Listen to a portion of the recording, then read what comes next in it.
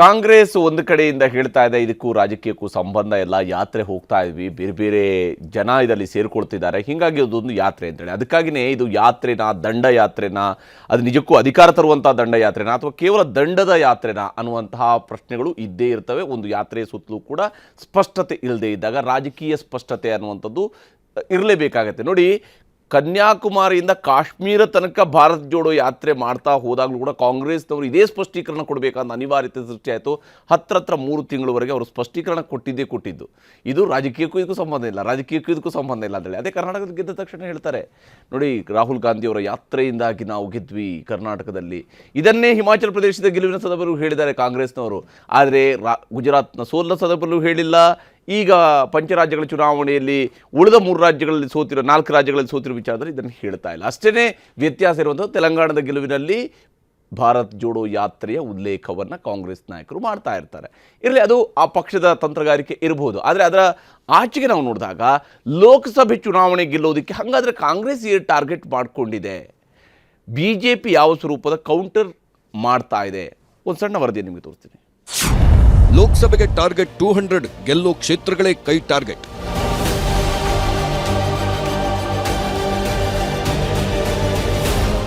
ಎರಡು 2024ರ ಲೋಕಸಭಾ ಚುನಾವಣೆಯಲ್ಲಿ 200ಕ್ಕೂ ಹೆಚ್ಚಿನ ಸ್ಥಾನಗಳನ್ನು ಗೆಲ್ಲಲೇಬೇಕೆಂದು ಕಾಂಗ್ರೆಸ್ ಪಣತೊಟ್ಟಿದೆ. ಇದಕ್ಕಾಗಿ ಎಲ್ಲ ರಾಜ್ಯಗಳ ಕಾಂಗ್ರೆಸ್ ನಾಯಕರಿಗೂ ಟಾಸ್ಕ್ ಕೊಟ್ಟಿದೆ. ಪೂರ್ವದಿಂದ ಪಶ್ಚಿಮದವರೆಗೂ ಪಾದಯಾತ್ರೆ ಮಾಡಿ ಮತ್ತೆ ಪಕ್ಷ ಸಂಘಟನೆ ಮಾಡುವ ಜೊತೆಗೆ ದಕ್ಷಿಣದ ರಾಜ್ಯಗಳಲ್ಲಿ ಮತ್ತೆ ಅಭ್ಯರ್ಥಿಗಳನ್ನು ಗೆಲ್ಲಿಸಲು ಟಾಸ್ಕ್ ಕೊಟ್ಟಿದೆ. ಇತ್ತ ಕರ್ನಾಟಕದಿಂದ 15 ಕ್ಷೇತ್ರಗಳನ್ನ ಗೆಲ್ಲಲೇಬೇಕೆಂದು ಹೈಕಮಾಂಡ್ ಟಾಸ್ಕ್ ಕೊಟ್ಟಿದೆ. ಗೆಲ್ಲುವಂಥ ಕ್ಷೇತ್ರಗಳು ಯಾವುದು ಪಟ್ಟಿ ಕಳಿಸಿ ಅಂತಲೂ ಕಾಂಗ್ರೆಸ್ ಹೈಕಮಾಂಡ್ ಕೇಳಿದೆ.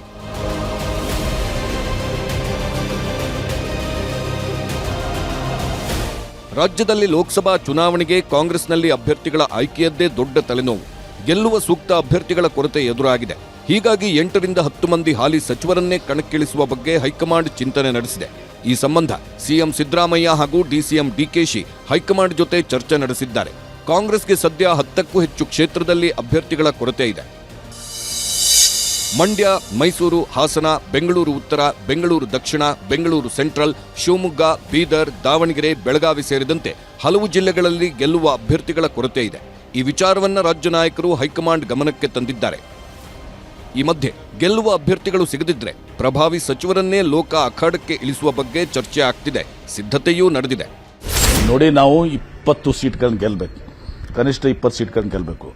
ಹೀಗಾಗಿ ಒಂದ್ ಕಡೆ ಎಲ್ಲಾದ್ರೂ ಕಡೆ ಈಗ ಉದಾಹರಣೆಗೆ ಬೆಳಗಾವಿನಲ್ಲಿ ಸತೀಶ್ ಜಾರಕಿಹೊಳಿ ನಿಂದಿರಬೇಕು. ಹಾಸನ ಬಹಳ ಕಡಿಮೆ ಸೋತಿದ್ದಾರೆ. ನಾನೇ ಇನ್ಚಾರ್ಜ್ ಇದ್ದೆ ಅಲ್ಲಿ ಬೆಳಗಾವಿಗೆ, ಬಹಳ ಕಡಿಮೆ ಮಾರ್ಜಿನ್ ಅಲ್ಲಿ ಸೋತಿದ್ದಾರೆ. ಸೊ ಈಗ ಸತೀಶ್ ಜಾರಕಿಹೊಳಿ ನಿಂತರೆ 100ಕ್ಕೆ 100ರಷ್ಟು ನಾವು ಸೀಟನ್ನು ಗೆಲ್ತೀವಿ. ಹಿಂಗೆ ಮಾನದಂಡಗಳಿದ್ದಾಗ ಪಕ್ಷ ಏನ್ ನಿರ್ಧಾರ ಮಾಡ್ತದೆ, ಪಕ್ಷ ಸೂಚಿಸಿದ್ರೆ ಸತೀಶ್ ಜಾರಕಿಹೊಳಿ ನಿಂದಿರಬೇಕಾಗ್ತದೆ, MB ಪಾಟೀಲ್ ನಿಂದಿರಬೇಕಾಗ್ತದೆ, ಮತ್ತೊಬ್ಬರು ನಿಂದಿರಬೇಕಾಗ್ತದೆ. ತಪ್ಪೇನಿದೆ ಅದರಲ್ಲಿ? ಎಲ್ಲ ಚುನಾವಣೆಯಲ್ಲೂ ಗೆಲ್ಲೋ ದೃಷ್ಟಿಯಿಂದ ಕೆಲವು ನಿರ್ಧಾರಗಳನ್ನ ಹೈಕಮಾಂಡ್ ತಗೊಳುತ್ತೆ. ಆದ್ರೆ ಇವರನ್ನೇ ನಿಲ್ಸ್ತೀವಿ ಅವರನ್ನೇ ನಿಲ್ಸ್ತೀವಿ ಅಂತ ಯಾವುದೇ ರೀತಿಯಾದಂತ ನಿರ್ಧಾರಗಳಾಗಿಲ್ಲ. ಅದಕ್ಕೆ ಅಲ್ಲ ಇವತ್ತೆಲ್ಲ ವೀಕ್ಷಕರಾಗಿ ನಮ್ಮಂತವರಿಗೆಲ್ಲ ಹಾಕಿದ್ದಾರೆ. ಎಲ್ಲ ನಮ್ಮ ವರಿಷ್ಠರ ಜೊತೆ ಚರ್ಚೆ ಮಾಡಿ ಅವರು ಏನ್ ತೀರ್ಮಾನ ಮಾಡ್ತಾರೆ ಅದನ್ನ ನಾವು ಹೈಕಮಾಂಡಿಗೆ ತಿಳಿಸ್ತೀವಿ. ಅದಾದ್ಮೇಲೆ ಹೈಕಮಾಂಡ್ ಅವ್ರ ನಿರ್ಧಾರ ತಗೋತಾರೆ. Bureau report, news 18. ಹೀಗೆ ಕಾಂಗ್ರೆಸ್ನವರು ಮತ್ತೊಂದು ಕಡೆಯಲ್ಲಿ ಟಾರ್ಗೆಟ್ 200 ಅನ್ನು ಕೂಡ ಇಟ್ಟುಕೊಂಡು ಕೆಲಸವನ್ನು ಮಾಡ್ತಿದ್ದಾರೆ. ರಾಜ್ಯದಲ್ಲೂ ಕೂಡ ಕಾಂಗ್ರೆಸ್ನವರ ಟಾರ್ಗೆಟ್ ದೊಡ್ಡದಿದೆ, BJPಯ ಟಾರ್ಗೆಟ್ ಕೂಡ ಅಷ್ಟೇ ದೊಡ್ಡದಿದೆ. 28ಕ್ಕೆ 28 ಕ್ಷೇತ್ರಗಳನ್ನು ಗೆಲ್ತೀವಿ ಅನ್ನೋದ್ರವರೆಗೂ ಕೂಡ BJP ಮತ್ತು JDSನವರು ಹೋಗ್ತಾ ಇರುವಂಥದ್ದು ಕೂಡ ನಾವು ನೋಡ್ತಾ ಇದ್ವಿ. ಯಾಕೆ ಇದನ್ನು ಹೇಳ್ತಾ ಇದ್ದೀನಿ ಅಂತ ಹೇಳಿದ್ರೆ, ರಾಹುಲ್ ಗಾಂಧಿಯವರ ಈ ಯಾತ್ರೆಯ ಸಂದರ್ಭದಲ್ಲಿ ಇವೆಲ್ಲ ವಿಷಯಗಳು ಕೂಡ ಬಂದೇ ಬರ್ತವೆ. ಯಾಕಂದರೆ ಲೋಕಸಭೆ ಚುನಾವಣೆ ಹತ್ತಿರ ಇದೆ. ಲೋಕಸಭೆ ಚುನಾವಣೆ ಹತ್ತಿರ ಇರುವಾಗ ರಾಜಕಾರಣಿಗಳು ರಾಜಕೀಯದ ಲೆಕ್ಕಾಚಾರದ ಬಗ್ಗೆ ಮಾತನಾಡ್ತಾ ಇದ್ದಾರೆ ಹೊರತು ಬೇರೆ ಯಾವುದಕ್ಕೂ ಈರುಳ್ಳಿ ಬೆಲೆ ಎಷ್ಟು, ಬೆಳ್ಳುಳ್ಳಿ ಬೆಲೆ ಎಷ್ಟು ಅಂತೇಳಿ ಮಾತಾಡ್ತಾ ಕೂರಲ್ಲ. ಅವ್ರು ಏನಿದ್ರು ಕೂಡ ಮಾತಾಡುವಂಥದ್ದು ಎಷ್ಟು ಸೀಟ್ ಗೆಲ್ತೀವಿ, ಯಾವ ಸೀಟ್ ಗೆಲ್ತೀವಿ, ಎಲ್ಲಿ ಏನಾಗ್ತಾ ಇದೆ, ಯಾವ ಜಾತಿ ಯಾರಿಗೆ ಸಪೋರ್ಟ್ ಮಾಡ್ತಾರೆ, ಯಾವ ಸಮುದಾಯದಿಂದ ತಮಗೆ ಎಷ್ಟು ಲಾಭ ಆಗುತ್ತೆ, ಈ ರೀತಿಯಂಥ ಲೆಕ್ಕಾಚಾರಗಳಲ್ಲೇ ತೊಡಗಿರ್ತಾರೆ ಅಲ್ವಾ ಅರುಣ್ ಅವರೇ? ಅದ್ರ ಹೊರತಾಗಿ ಬೇರೆ ಏನಾದರೂ ಇಲ್ಲ, ನಾವು ಹಿಂಗೆ ಯಾತ್ರೆ ಹೋಗಿರೋದ್ರಲ್ಲಿ ಇದು ರಾಜಕೀಯ ಉದ್ದೇಶವೇ ಇಲ್ಲ ಅಂತ ಹೇಳುವಂಥದ್ದು. ಸೋತಾಗ ಒಂದು ಬೇಲನ್ನು ಫಸ್ಟ್ಗೆ ಇಟ್ಕೊಳ್ಳೋಣ ಅಂತಲ್ಲ. ಅಲ್ಲ, ಇದು ಹೆಂಗೆ ಅಂದ್ರೆ ಅವ್ರಿಗೆ ಗೊತ್ತಿದೆ ಏನಾಗುತ್ತೆ ಮುಂದೆ, ರಿಸಲ್ಟ್ ಏನಾಗುತ್ತೆ ಅಂತ ಬಹಳ ಸ್ಪಷ್ಟವಾಗಿದೆ. ಹಾಗಾಗಿ ಇದನ್ನ ಏನಾದ್ರೂ ಈ ನ್ಯಾಯ ಯಾತ್ರೆನೂ ಕೂಡ ನೀವೇನಾರ ರಾಜಕೀಯ ಜೋಡಣೆ ಮಾಡಿದ್ರೆ ಇಷ್ಟೆಲ್ಲ ಆವಾಗ 6200 ಕಿಲೋಮೀಟರ್, ಈಗ ಒಂದು 4000 ಕಿಲೋಮೀಟರ್ ಓಡಾಡಿದ್ರು ಏನು ಫೈನಲಿ ಏನು ಬಂತು ಅಂತ ನೀವು ಕೇಳ್ತೀರಾ ಅಂತ ಗೊತ್ತಿದೆ ಅವರಿಗೆ. ಹಾಗಾಗಿ ಅವರಿಗೆ ಇದು ರಾಜಕೀಯ ಪ್ರೇರಿತವಾದಂಥ ಯಾವುದೇ ಇಲ್ಲ, ರಾಜಕೀಯ ಉದ್ದೇಶಗಳಿಲ್ಲ ಅಂತ ಈಗಲೇ ಅವರು ಸ್ಪಷ್ಟ ಸ್ಪಷ್ಟ ನಿಲುವು ಇದೆ ಅವರಿಗೆ. ಹಾಗಾಗಿ ಈಗ ಒಟ್ಟು ಅವ್ರದ್ದು ಟಾರ್ಗೆಟ್ ಇರೋದು ಗೆಲ್ಲಬೇಕು. ಎಂತೆಂಥ ಕಡೆ ಆಗೋದಿಲ್ಲ ಅಂಥ ಕಡೆ ಗೆಲ್ಲೋ ಅಂಥದ್ದನ್ನು ಪ್ರಯತ್ನ ಮಾಡಬೇಕು. INDIA ಅದೂ ಇದೆ, ಅವ್ರ ಜೊತೆನೂ ಈಗ ಹೊಂದಾಣಿಕೆ ಮಾಡ್ಕೋಬೇಕು. ಅವರಿಗೆ ಎಷ್ಟು ಸೀಟ್ ಸಿಗುತ್ತೆ INDIಯಲ್ಲಿ ಅಂತ ಅವ್ರು ಫಸ್ಟು ಸ್ಪಷ್ಟನೆ ಆಗಬೇಕು. ಹಾಗಾಗಿ ಕಾಂಗ್ರೆಸ್ಸಿನ ಅಸ್ತಿತ್ವನೇ ಇವತ್ತು ಇಡೀ ದೇಶದಲ್ಲಿ ಕುಗ್ತಾ ಇರೋವಂಥದ್ದು.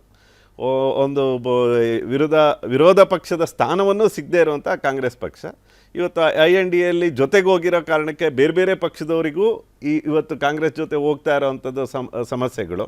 ಎಲ್ಲೆಲ್ಲಿ ಕಾಂಗ್ರೆಸ್ಸಿನ ವಿರುದ್ಧ ಇರುವಂತಹ ಯಾವುದ್ಯಾವ್ದು INDIಯಲ್ಲಿ ಯಾವ್ಯಾವ ರಾಜ್ಯದಲ್ಲಿದೆ ಅದನ್ನು ನೋಡ್ತಾ ಹೋದರೆ ಇವತ್ತು ಕೊನೆಗೆ ಅಲ್ಲೂ ಇಲ್ಲ, INDIಯಲ್ಲೂ ಇಲ್ಲ, ಕೊನೆಗೆ ಕಾಂಗ್ರೆಸ್ಸಿನ ಅಸ್ತಿತ್ವನೂ ಇಲ್ಲ. ಆ ಸ್ಥಿತಿಗೆ ಹೋಗ್ತಿದ್ದೀವಿ ಅನ್ನೋವಂಥದ್ದನ್ನು ಈ ಯಾತ್ರೆಗಳ ಮುಖಾಂತರ ಕೊನೆಗೆ ನಮ್ಮದು ಎಲ್ಲಿ ಕೊನೆಯ ಒಂದು ಬೂತ್ ಲೆವೆಲಲ್ಲೂ ಅವ್ರಿಗೆ ಕಾರ್ಯಕರ್ತರಿಲ್ಲ.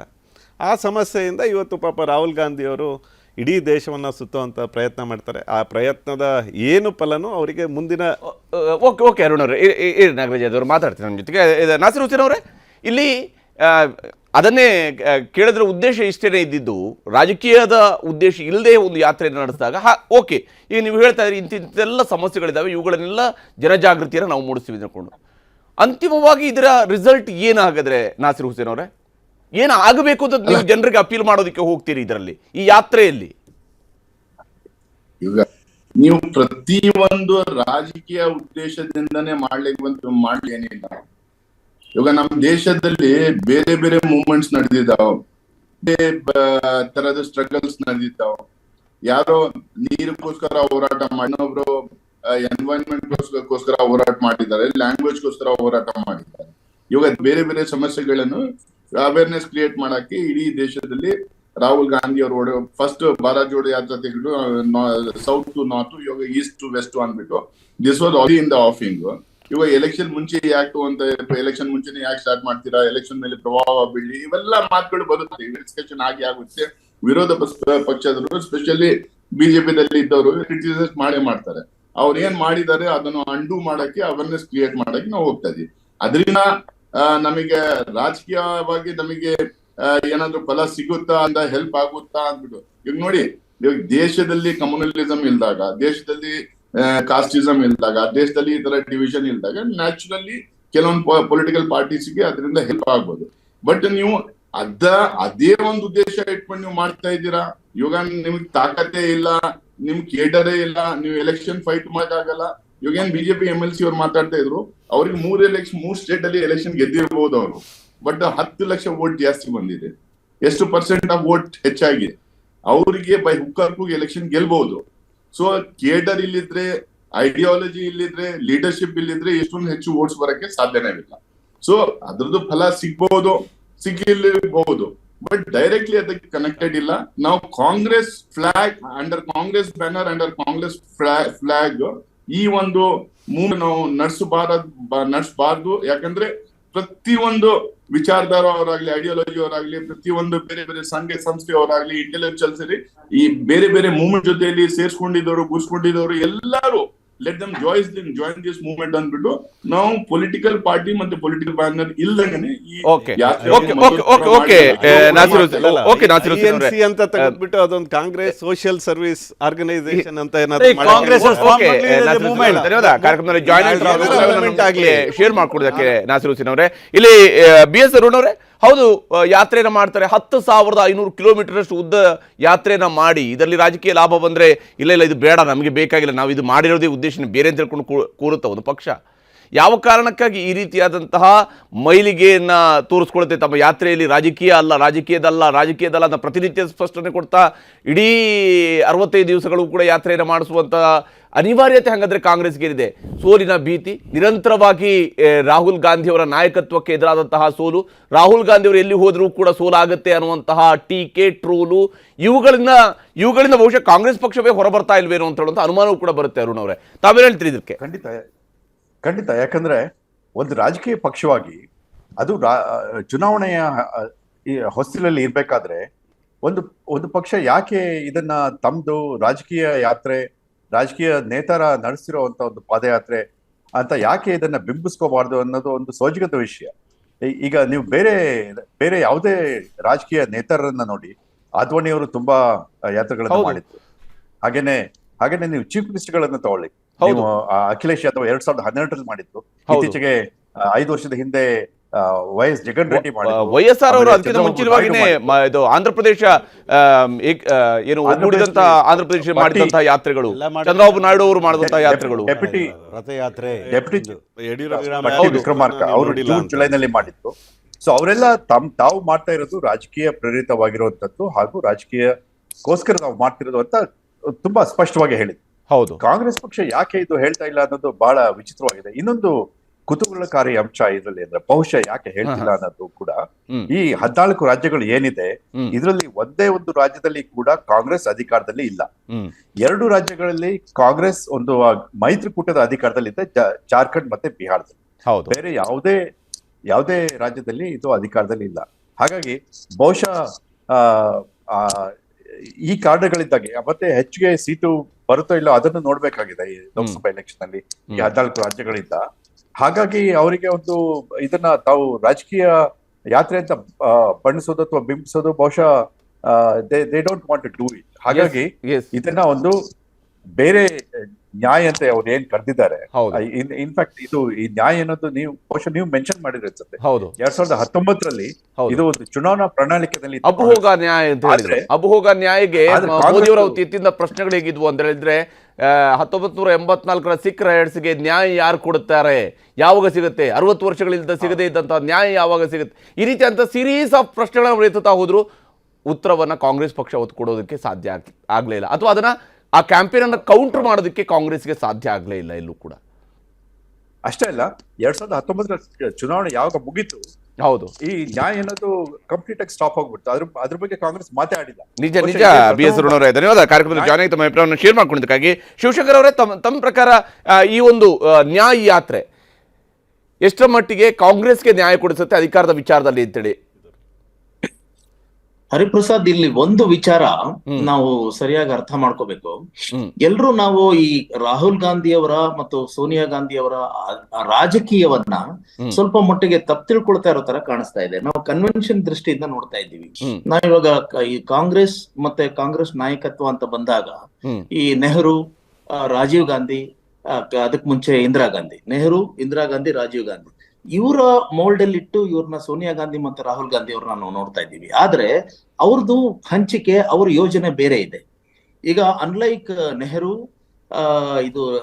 ಇಂದಿರಾ ಗಾಂಧಿ ಮತ್ತೆ ರಾಜೀವ್ ಗಾಂಧಿ, ಸೋನಿಯಾ ಗಾಂಧಿ ಮತ್ತೆ ರಾಹುಲ್ ಗಾಂಧಿ ಅವರು ನೇರವಾಗಿ ನಾಯಕತ್ವವನ್ನು ಕೊಟ್ಟು ಅಂದ್ರೆ ಅಧಿಕಾರವನ್ನ ಹಿಡಿದು ನಾವು ಪ್ರಧಾನಮಂತ್ರಿ ಅಭ್ಯರ್ಥಿ ಅನ್ನೋ ತರ ಹೇಳ್ಕೊಂಡು ಬರುವಂತ ರಾಜಕೀಯ ಅವ್ರು ಮಾಡ್ತಾ ಇಲ್ಲ ಅನ್ನೋದನ್ನ ನೀವು ಗಮನಿಸ್ಬೇಕು. ಹಾಗಾಗಿ ಇದನ್ನ ಅರ್ಥ ಮಾಡ್ಕೊಳ್ಳೋದೇ ಹೋದ್ರೇನೆ ನಾವ್ ಏನ್ ಮಾಡ್ತೀವಿ, ರಾಹುಲ್ ಗಾಂಧಿ ಅವರ ಪಾದಯಾತ್ರೆ ವೇಸ್ಟ್ ಆಗುತ್ತಲ್ಲ, ಅವ್ರು ಆತರ ಬರುತ್ತೆ ಪ್ರಶ್ನೆ, ಅಂದ್ರೆ ಆ ಗೊಂದಲ ಬರುತ್ತೆ. ಅವರು ಎಲ್ಲೂ ಕೂಡ ಇವಾಗ ರಾಹುಲ್ ಗಾಂಧಿ ನಾನು ಪ್ರಧಾನಮಂತ್ರಿ ಅಂತ ಆಗ್ತೀನಿ ಅಂತ ಎಲ್ಲಾದ್ರೂ ಹೇಳಿದಾರ? ಅವ್ರು ಹೇಳಿಲ್ಲ. ಆನ್ ದಿ ಅದರ್ ಹ್ಯಾಂಡ್, ಈಗ ನಮ್ಗೆ ಇದು INDIA ಬ್ಲಾಕ್ ಏನಿದೆ, ಅವರು ಒಂದು ಇಂಡಿಕೇಶನ್ ಏನ್ ಕೊಡ್ತಾ ಇದ್ದಾರೆ ಅಂದ್ರೆ ಮನಮೋಹನ್ ಸಿಂಗ್ ಅವ್ರ ತರ ನಾವು ಖರ್ಗೆ ಅವರನ್ನ, ಅಂದ್ರೆ ಮಲ್ಲಿಕಾರ್ಜುನ್ ಖರ್ಗೆ ಅವ್ರನ್ನ ಪ್ರೊಜೆಕ್ಟ್ ಮಾಡಬಹುದು ಅಂತ. ಹೀಗಿರುವಾಗ ಅಲ್ಲ ಶಿವಶಂಕರ್, ಈಗ ಅವ್ರು ಪ್ರಧಾನಮಂತ್ರಿ ಆಗ್ತಾರೋ ಪ್ರಧಾನಮಂತ್ರಿ ಆಗೋದಿಲ್ಲೋ ಬೇರೆ ಮಾತು, ದೇಶದ ಜನ ನಿರ್ಧಾರ ಮಾಡ್ತಾರೆ. ಅಥವಾ ಅವರ ಪಕ್ಷವನ್ನ ಅಧಿಕಾರಕ್ಕೆ ತರಬೇಕು ಅನ್ನೋ ಉದ್ದೇಶ ಇರಬೇಕಲ್ವಾ? ಆ ಉದ್ದೇಶವನ್ನ ಕ್ಲಿಯರ್ ಆಗಿ ಜನರ ಮುಂದೆ ಹೇಳೋದಕ್ಕೆ ಭಯ ಯಾಕೆ ಅಂತ. ಒಂದು ಪಕ್ಷ ತನಗೆ ಒಂದು ಚೌಕಟ್ಟನ್ನು ಹಾಕೊಂಡು ಕೂತ್ಕೊಳ್ಳೋದು ಯಾಕೆ ಅಂದ್ರೆ ತನ್ನ ನಾಯಕತ್ವದ ವಿಚಾರದಲ್ಲಿ ಎಲ್ಲೋ ಒಂದು ಕಡೆಯಲ್ಲಿ ಅವರಿಗೆ ಭಯ ಇದೆ ಅಂತಲ್ಲ. ಭಯ ಅಂತ ನಾವು ಅನ್ಕೊಳ್ತೀವಿ ಅಲ್ಲ. ಯಾಕೆ ಭಯ ಅನ್ನೋದು ಇದರದ್ದು ಈಗ ಅವ್ರವ್ರ ಆಯ್ಕೆ ಅಲ್ವೇ ಅದು. ಯಾಕೆ ನಾವು ಇದನ್ನ ಅರ್ಥ ಮಾಡ್ಕೊಳ್ಬಾರ್ದು? ಅವ್ರಿಗೆ ಇವಾಗ ಪ್ರೈಮ್ ಮಿನಿಸ್ಟರ್ ಆಗೋದು each leader has got its own option to play his own kind of politics. Rahul Gandhi ಅವರು ನಾನು ಈ ತರದ ಒಂದು ರಾಜಕೀಯದ ಒಂದು ಮಾಡೆಲ್ ಅನ್ನು ತಗೊಂಡಿದ್ದೀನಿ, ನಾನು ಹಿಂದೆಗಡೆ ಅಂದ್ರೆ ಫಾರ್ ಎಕ್ಸಾಂಪಲ್ ಈಗ ಗಾಂಧೀಜಿ ಯಾವತ್ತೂ ಕೂಡ ಏನಂತಂದ್ರೆ ಇದು ಲೀಡರ್ಶಿಪ್ ಪಾಲಿಟಿಕ್ಸ್ ಅಂದ್ರೆ ಏನಂದ್ರೆ ಪವರ್ ಪಾಲಿಟಿಕ್ಸ್ ಮಾಡ್ಲಿಲ್ಲ. ಆದ್ರೆ ಕಾಂಗ್ರೆಸ್ ಅನ್ನು ನಾನು ಬಲಪಡಿಸ್ತೀನಿ. ಒಂದು ವೇಳೆ ಅವ್ರೇನಾದ್ರು ಇನ್ನೂ ಸ್ವಲ್ಪ ಅಂದ್ರೆ 48ನೇ ಇಸ್ವಿನಲ್ಲಿ ಅವರ ಹತ್ಯೆ ಆಯ್ತು, ಮುಂದಕ್ಕೆ ಬಂದಿದ್ರೆ ಅವರೇನು ನೆಹರು ಪ್ರೈಮ್ ಮಿನಿಸ್ಟರ್ ಆಗಿರ್ತಾ ಇದ್ರು, ಇವ್ರು ಮಹಾತ್ಮ ಗಾಂಧಿ ಕಾಂಗ್ರೆಸ್ನ ಅಂದ್ರೆ ಅವರ ಇದು ಐಡಿಯಾಲಜಿಕಲ್ ಮೆಂಟರ್ ಆಗಿರ್ತಾ ಇದ್ರು. ಆ ತರದ್ದು ಒಂದು ಮಾಡ್ತಾ ಇದ್ದಾರೆ. ಆದ್ರೆ ಈಗ ಏನಾಗುತ್ತೆ ಪ್ರಶ್ನೆ ನೀವು ಕೇಳ್ತಾ ಇರೋದು, ಈಗ ಯಾಕೆ ಇವರು ಪಾದಯಾತ್ರೆ ಮಾಡ್ತಾ ಇದ್ದಾರೆ? ಇವರು ಇದೇನಂದ್ರೆ ಇದರಿಂದ ಏನಾದ್ರು ಕಾಂಗ್ರೆಸ್ ಗೆಲ್ಲೋದಕ್ಕೆ ಸಾಧ್ಯನಾ? ಈಗ ಅವರೇ ಹೇಳ್ತಾ ಇದ್ದಾರೆ ಉದ್ದೇಶನೇ ಅದಲ್ಲ. ಏನಂತಂದ್ರೆ ನಾವು ದಕ್ಷಿಣದಿಂದ ಉತ್ತರಕ್ಕೆ ಹೋಗಿದ್ದು ಯಾಕೆ ಅಂತಂದ್ರೆ ನಾವೆಂದು ಭಾರತ್ ಜೋಡೋ, ಈಗ ಪೂರ್ವದಿಂದ ಪಶ್ಚಿಮಕ್ಕೆ ನ್ಯಾಯ ಅಂತ. ಅದನ್ನ ನಾವು ಈಗ ನೀವು ಲೋಕಸಭಾ ಎಲೆಕ್ಷನ್ಸ್ ಮತ್ತೆ ಚುನಾವಣೆ ಅಂತಾನೆ ಬಂದಾಗ ನೀವು ಇವರಿಗೆ ಮೋದಿಗೆ ಪ್ರತಿಯಾಗಿ ರಾಹುಲ್ ಗಾಂಧಿ ಅವರನ್ನ ನೀವು ಇಟ್ಕೊಂಡು ನೋಡಿದಾಗ ಇದು ಅಬ್ಸರ್ಡ್ ಆಗಿ ಕಾಣಿಸುತ್ತೆ. ಶಿವಶಂಕರ್ ನಾಗರಾಜ್ ಅವರು ಎಷ್ಟು ಮಟ್ಟಿಗೆ ಈಗ ಸೋತಾಗ ನೀವು ರಾಹುಲ್ ಆಗಿಲ್ಲ ಪ್ರಶ್ನೆ ನೀವು ಪ್ರಶ್ನೆಗೆ ಉತ್ತರ ಕೊಡಿ ಸಾಕು. ಇಲ್ಲಿ ಇರುವಂತದ್ದು ಇಷ್ಟೇ. ಹಂಗಾದ್ರೆ ಕಾಂಗ್ರೆಸ್ ಈ ಯಾತ್ರೆಯ ಮೂಲಕವಾಗಿ ನೀವು ಅಧಿಕಾರವನ್ನು ಹಿಡಿಯೋದಕ್ಕೆ ಬೇಕಾಗಿ ಪ್ರಯತ್ನವನ್ನು ಮಾಡ್ತಾ ಇಲ್ವಾ? ನೋಡಿ, ಇದನ್ನ ಹೇಳಿದ್ರಲ್ಲ ಈಗ ಶಿವಶಂಕರ್ ಬಹಳ ಕರೆಕ್ಟಾಗಿ ಹೇಳಿದ್ರು. ದೇಶವನ್ನು ಜಾಗೃತಗೊಳಿಸಬೇಕಾಗಿರ್ತದೆ ಒಂದು ರಾಜಕೀಯ ಪಕ್ಷದ ಕರ್ತವ್ಯ ಕೂಡ. ರಿಸಲ್ಟ್ ಯಾರು ಕೊಡಬೇಕು ಕೊಡಬಾರ್ದು ಜನ ತೀರ್ಮಾನ ಮಾಡಲಿ. ಆದರೆ ನನ್ನ ಕರ್ತವ್ಯ ಏನಿದೆ, ದೇಶದಲ್ಲಿ ನಡೀತಾ ಇರ್ತಕ್ಕ ವಿಚಾರಧಾರೆಗಳನ್ನು ಹೇಳ್ತಕ್ಕಂಥದ್ದು ಮತ್ತು ಅವರ ಅನಿಸಿಕೆಗಳನ್ನ ತಿಳ್ಕೊಳ್ತಕ್ಕಂಥದ್ದು ರಾಜಕೀಯ ಪಕ್ಷದ ಔದಾರ್ಯ ಆಗಿರ್ಬೇಕಾ, ಆ ಕೆಲಸನ ಅವ್ರು ಮಾಡ್ತಾ ಇರ್ತಾರೆ. ಇವತ್ತು ನೀವು ಹೇಳಿದ್ರಿ ಸೋತಾಗ ಗೆದ್ದಾಗ ರಾಹುಲ್ ಗಾಂಧಿ ಕ್ರೆಡಿಟ್ ಕೊಡ್ತೀರಿ, ಸೋತಾಗ ಕೊಡಲ್ಲ ಅಂತ.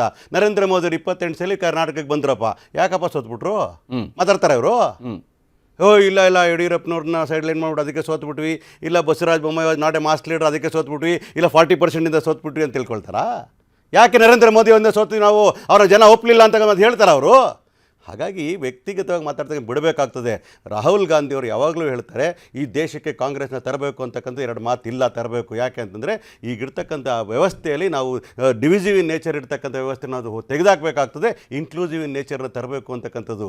ಅಂದು ಮಾತ್ರಕ್ಕೆ ನಾವು ಒಕ್ಕೂಟದಲ್ಲಿರ್ತಕ್ಕಂಥ ಇಂಡಿಯಾ ಅಂತಕ್ಕಂಥ ಒಕ್ಕೂಟದಲ್ಲಿರ್ತಕ್ಕಂಥವ್ರು ಎಲ್ಲ ಜನರ ಅನಿಸಿಕೆ ಅನುಗುಣವಾಗಿ ನಡ್ಕೊಂಡು ಹೋಗ್ಬೇಕಂತ ಆಶಯ ಇಟ್ಕೊಂಡಿದ್ದಾರೆ. ಈ ಯಾತ್ರೆ ನಂತರ ನೀವು ಅಧಿಕಾರಕ್ಕೆ ಬರ್ತೀರಿ ಅನ್ನೋದು ವಿಶ್ವಾಸ 100% ಹೇಳ್ತಾ ಇದ್ದೀನಿ. Expiry time of BJP has come close. Definitely will come back to power. It may be a coalition government, but ನಾವು ಅಧಿಕಾರಕ್ಕೆ ಬರೋದು ಸತ್ಯ ಅಂತ ಮತ್ತೆ ಹೇಳ್ತೀನಿ. ಅದು ನರೇಂದ್ರ ಮೋದಿ ಅವರು ಒಪ್ಕೋಬೇಕಾಗ್ತದೆ. ನಮ್ಮ ಕರ್ನಾಟಕದಲ್ಲಿ 28,000 ಅರ್ಥ ಮಾಡ್ಕೋಬೇಕು. ಇವತ್ತು ನೀವು 3 ರಾಜ್ಯಗಳಲ್ಲಿ ಗೆದ್ದಿರಬಹುದು. ನಿಮ್ಮ ಪಕ್ಷ ಯಾವುದು ಬರಲ್ಲ, ನಿಮ್ಮ ಪಕ್ಷ ಬರಲ್ಲ. ಹಿಂದಿ ಬೆಲ್ಟ್ ಎಲ್ಲ ಅವ್ರು ಸ್ಟ್ರಾಂಗ್ ಇರ್ಬೋದೇನೋ, ಗೆದ್ದಿರ್ಬೋದೇನೋ. ನಿಮ್ನ ದಕ್ಷಿಣ ಭಾರತದಲ್ಲಿ ನೀವು ಹೆಬ್ಬಾಗ್ಲಾಗಿರ್ತಕ್ಕಂಥ ಬಿಜೆಪಿಯ ಬಾಗ್ಲು ಯಾಕೆ ಬಂದಾಯ್ತು? ನರೇಂದ್ರ ಮೋದಿ ಲೋಕಸಭೆಯಲ್ಲೂ ಕೂಡ ಬಂದ್ ಮಾಡ್ತೀರಾ ಅಂತ?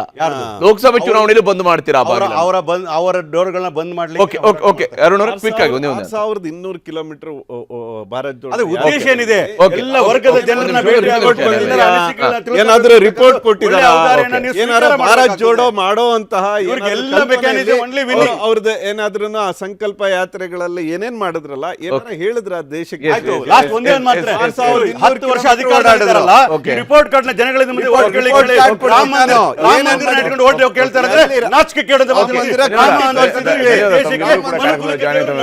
ಶೇರ್ ಮಾಡ್ಕೊಂಡಿದ್ದಕ್ಕಾಗಿ. ಕನ್ನಡಿಗರ ನೆಚ್ಚಿನ ನ್ಯೂಸ್ 18 ಕನ್ನಡ ಈಗ ವಾಟ್ಸ್ಆಪ್ ನಲ್ಲೂ ಲಭ್ಯ. ಕರ್ನಾಟಕ, ದೇಶ ವಿದೇಶಗಳ 360 ಡಿಗ್ರಿ ಸುದ್ದಿಯ ವಿವರಗಳನ್ನ ನಿಮ್ಮ ಕೈ ಬೆರಳುಗಳಲ್ಲೇ ಪಡಿಲಿಕ್ಕೆ ಈ QR ಕೋಡ್ ಅನ್ನ ಸ್ಕ್ಯಾನ್ ಮಾಡಿ, ನಮ್ಮ ಚಾನಲ್ ಫಾಲೋ ಮಾಡಿ, ನೋಟಿಫಿಕೇಶನ್ ಆನ್ ಮಾಡಿ.